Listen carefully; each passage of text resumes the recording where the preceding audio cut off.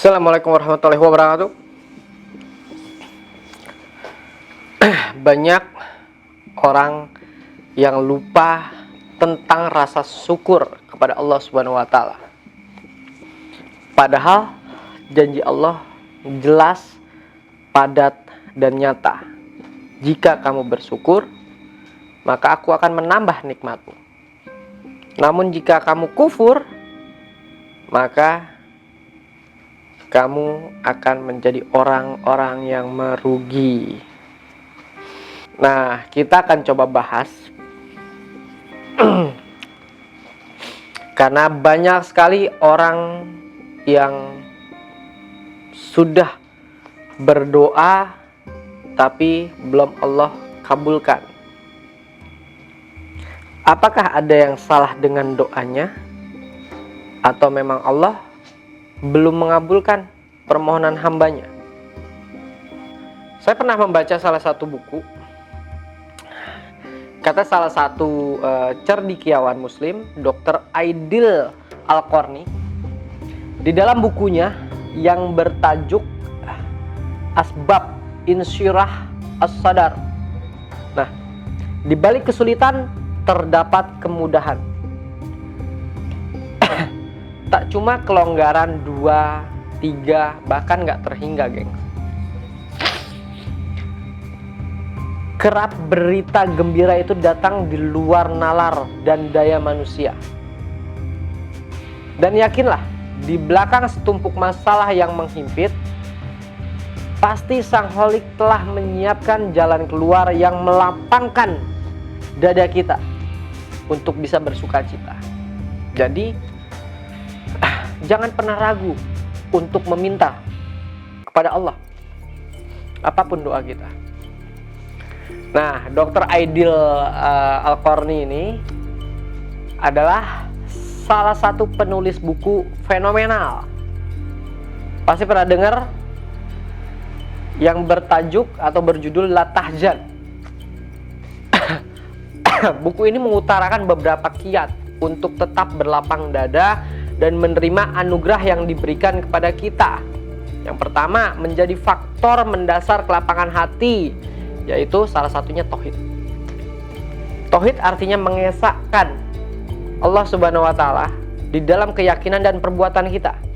Karena Dia yang paling berhak disembah, dan kepadanya lah umat manusia ini meminta pemberi hidayah, rezeki, kesembuhan bagi mereka yang sakit, dan masih banyak lagi.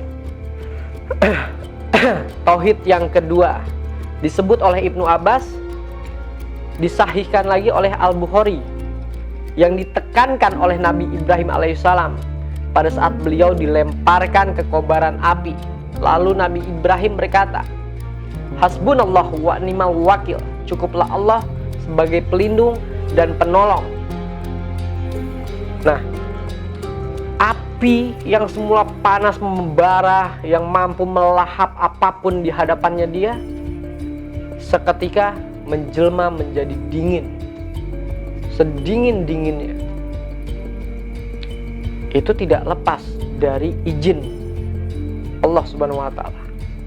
Nah, bertauhid ini itu nggak sekedar cuman di lisan, meskipun ditopang dengan pengesahannya Allah di tiap tindakan, ucapan, sikap ingin lapang dada, tetapi perilaku tidak mencerminkan tauhid kepada Allah Subhanahu wa taala. Masih suka bohong, berbuat zolim, mengambil hak orang lain.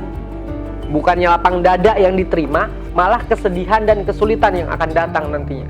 Nah, faktor yang kedua, kata Al-Qarni ini, bergaulah dengan orang-orang soleh. Pada saat berkumpul, mereka pasti akan mengingat Allah. Nah, ini berbeda dengan golongan kaum-kaum fasik atau kalangan fasik. Nah, perkumpulan yang mereka langsungkan kerap melalaikan Allah di dalam perkumpulannya. Artinya gini, bergaulah dengan orang-orang soleh, sering datang ke majelis zikir, pengajian, aurodan, terus tasakuran, dan lain sebagainya.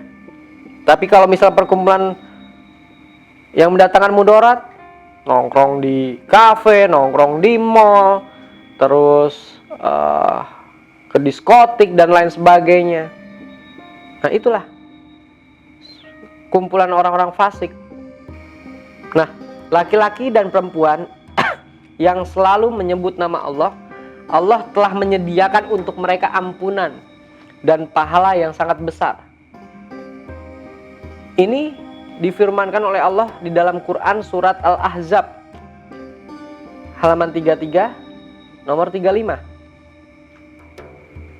Berzikir mengingat Allah dalam situasi dan kondisi apapun membawa ketenangan batin dan ketentraman jiwa, bahkan akan membuat hati bergetar hingga kita nggak bisa berkuasa bertindak secuil maksiat apapun. Lalu yang ketiga, menurut Al-Qarni juga, terima ketetapan dan takdir Allah Subhanahu wa taala. Apapun masalah yang ada, hadapi. Jangan ngumpet di masalah tersebut. Bukan untuk memojokkan dan menyudutkan kalian. Dan apapun kesalahan yang kalian lakukan bukan berarti kalian telah terjatuh 100% bahwa kalian salah. Makanya ada masalah, hadapi. Apalagi kita bertawakal pada Allah Subhanahu wa taala. Pasti Allah akan menolong dan membantu kita. Seberapapun banyaknya harta yang kamu sedekahkan, tapi kalau ingkar terhadap qada dan qadar, maka itu hanya akan menjadi sia-sia, geng.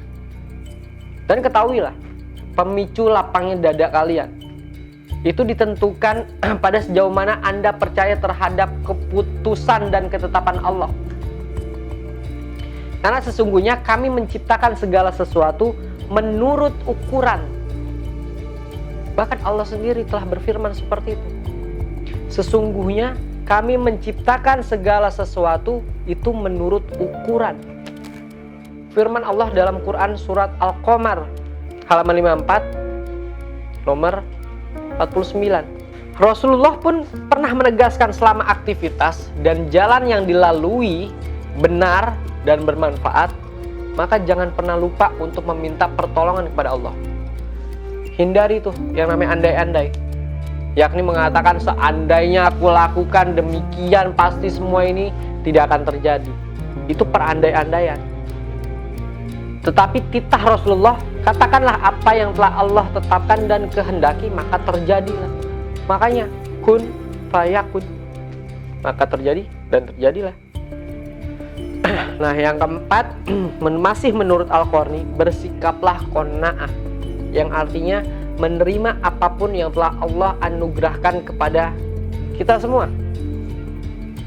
Apa dan berapapun kadarnya, kita harus bisa menerima. Ya itulah ya, sikap rasa syukur. Maka Allah akan terus menambah nikmat kita. Contoh, Salman Al-Farisi itu meninggal dunia dengan membawa surban sambil tertawa. Ia hidup di dalam kekurangan dan kesederhanaan. Tetapi Salman terima nikmat apapun darinya. Nah, kita juga bisa bandingkan dengan Qarun yang terlaknat, kekuasaan terhadap harta, Fir'aun, Abu Jahal. Nah, itulah potret sosok yang tamak akan pangkat dan jabatan. Seperti apa akhir mereka? Nah, semoga kita tidak termasuk dari golongan orang-orang yang fasik dan jahat, yang gila, keserakahan dan ketamakan. Semoga kita selalu menjadi orang yang qanaah, yang selalu bisa menerima apapun yang Allah berikan kepada kita. Tetap semangat puasanya. Jalani puasa dengan sukacita. Semoga virus corona Allah hilangkan dari muka bumi. Amin, amin ya robbal alamin.